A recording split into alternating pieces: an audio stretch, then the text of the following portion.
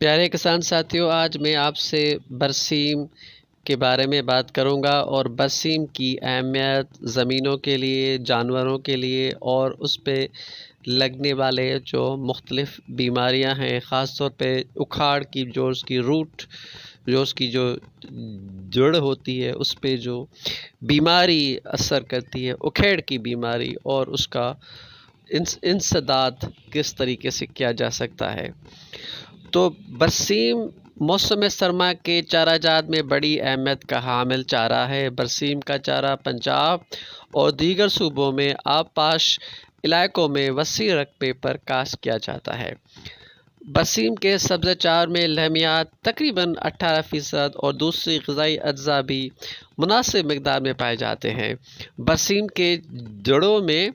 کھنڈیاں یا نوڈیولز ہوتے ہیں، جن میں بیکٹیریا فضا سے نائٹروجن حاصل کر کے زمین کی زرخیزی میں اضافے کا موجب بنتے ہیں۔ اس لیے یہ کہا جا سکتا ہے کہ برسیم ہماری زمینوں میں نائٹروجن کی مقدار کو بڑھاتا ہے۔ لیکن یہاں پہ یہ پرابلم بھی ہے کہ برسیم کے جو روٹس ہوتے ہیں ان میں ایک بیماری اکھیڑا کی بیماری بہت زیادہ پائی جاتی ہے۔ یہ بیماری خاص طور پر جو لوکل اور جو ایک قسم کی جو ورائٹی ہے، جیسے مصری ورائٹی بیج، اس پہ بہت زیادہ یہ حملہ کرتی ہے۔ تو اس کا تو سب سے جو ایک لائبل، ایک ریکگنائزڈ یا جو منظور شدہ حل یا علاج یہ ہے کہ آپ جب برسیم کی کاشت کریں تو اس کو اس بیج کو آپ پھپھوندی کش یا فنجی سائڈس میں اس کو ڈال کر اس کو صحیح طور پر اس بیج کو پھپھوندی کے ساتھ ٹریٹ کر کے آپ اس کو پھر زمین میں لگائیں، اور اس برسیم کے بیج کو ان زمینوں میں کاشت ہرگز نہ کریں جہاں پہ یہ جڑ کا اکھیڑا کی بیماری پہلے سے موجود ہو۔ اگر ایسی زمین جس میں جڑ کا اکھیڑا کی بیماری موجود ہو تو ایسی زمینوں میں برسیم کی کاشت 2 سے 3 سال تک آپ ہرگز نہ کریں۔ اور اگر آپ کی زمینوں میں جڑ کا اکھیڑا کی بیماری آپ کو معلوم ہو گئی ہو تو پھر اس کا بہترین طریقہ یہ ہے کہ آپ فصل کی کٹائی کے بعد زمین کو اچھے طریقے سے پھپھوندی کش جو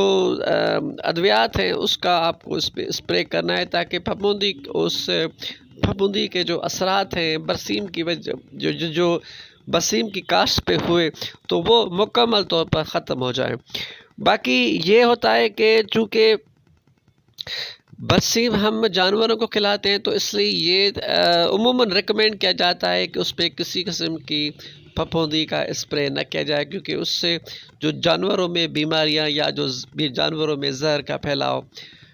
بڑھ سکتا ہے۔ چونکہ برسیم ایک نائٹروجن رچ ایک فصل ہے، تو اس لیے یہ جن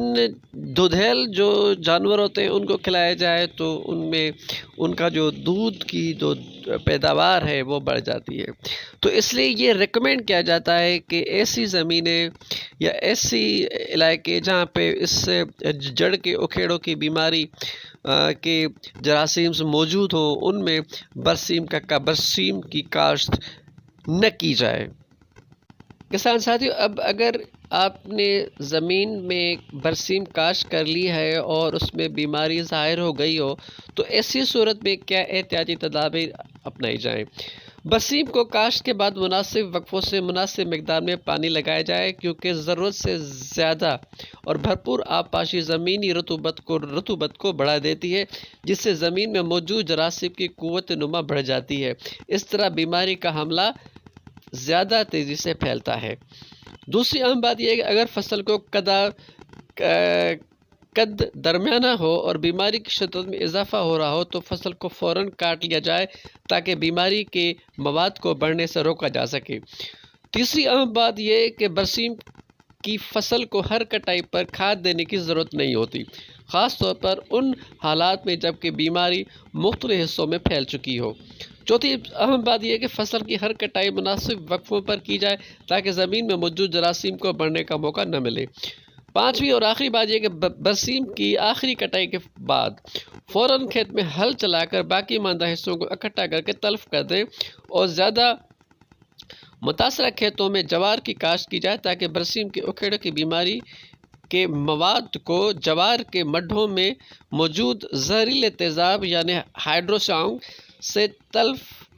کیا جا سکے۔ اس کے علاوہ جو اہم بات یہ ہے کہ جب اگلی بار جب آپ برسیم کی کاشت کریں تو اس میں پودوں کے درمیان ایک مناسب فاصلہ رکھیں تاکہ بیماری کی صورت میں بیماری ایک پودے سے دوسری پودے میں جلدی سے منتقل نہ ہو۔ پیارے ساتھیوں، کسان ساتھیوں، اگر آپ کو ویڈیو اچھی لگی ہو تو اس کو چینل کو سبسکرائب کریں اور دوستوں کے ساتھ شیئر کریں تاکہ آپ کو مزید اس طرح کی ویڈیوز ملتی رہیں۔ بہت شکریہ۔